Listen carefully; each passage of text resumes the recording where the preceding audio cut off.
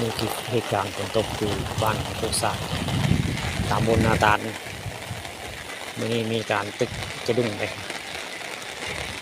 มีคนตึกจะดุ้งในบริเวณนี้3-4 คนนะตึกจะดุ้งอยู่ตึกอยู่ในไฮนาคณาก็มีได้ไอ้ตึกทางนี้ก็ไม่มีนึงเยอะโน่นี่ก็มีได้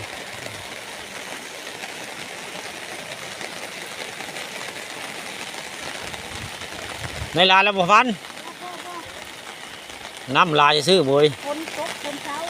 เนาะผลเศร้าแล้วถือเหลือแต่เก่าจะผลเศร้าคนแล้วจังบ่เศร้าง่ายเดี๋ยวเบิ่งแล้วนี่เพ่งผ้าแจ้งนี่บ่เศร้าง่ายบ่เศร้าง่ายนี่เนาะธรรมชาติบ้านนอกบ้านนาเฮาเนาะธรรมชาติบ้านเฮาเลยจ้ะฝนตกก็ตึกจะดุ้งเลยนี่ตึกแห่เซนมองตึกจะดุ้งอันนี้โต้งเพิ่นบ่ได้ใส่บ่เนาะนี่มันใส่ถือกว่าได้นี่นี่แม่นแนวตรงมาใส่ถือกว่าแล้วนี่นำใหม่นี่ถือได้แต่ของนาเพิ่นยังบ่จับว่าน้ำลายตามเบิ่งจากน้ำลายมาแล้ว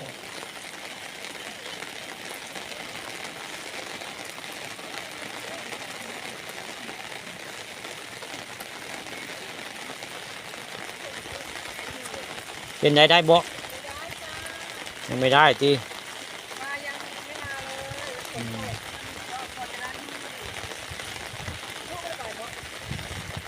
เนาะ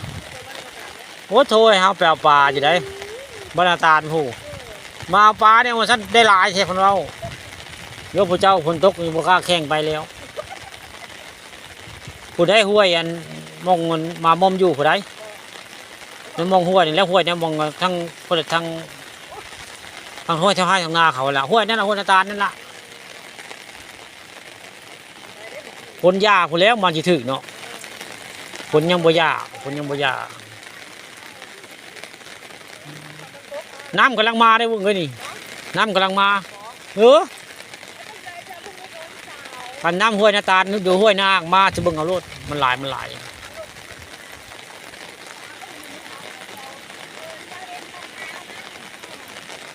เพ่งผ้าขาวนี่บ่ยากง่ายดอกผล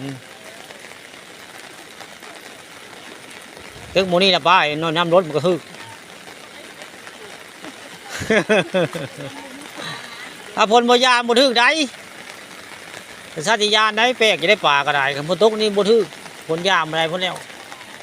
ก็จะทึกพันแมลงมาการเขียดในซาโตแมลงเขาซาดเบ็ดไว้อยู่เฮ้ย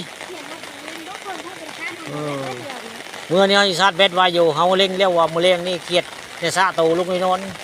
เขียดขาคำเขียดน้อยทั้งกระตันแล้วแต่เก่าอึ้งน้ำนี่เฮ้ย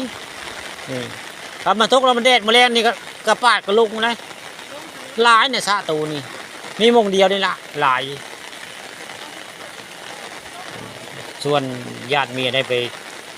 การมะเร็งเนาะหมอหลังเขาสิมาผัวเมียได้มาการเขาในสะเขาละไว้ง่ายในสะในป่านี่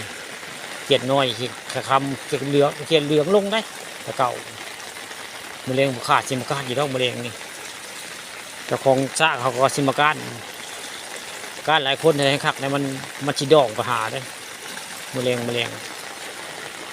แต่การมะเร็งนี่บุขาดสิไปรอการอยู่วันของศาสตร์ได้หนึ่งโมวินนี่ฝนกระตกแห้งเนี่ยตกกับตี3ยังหัวยาอยู่คนยังได้ตี3ยังหัวยาอยู่เลย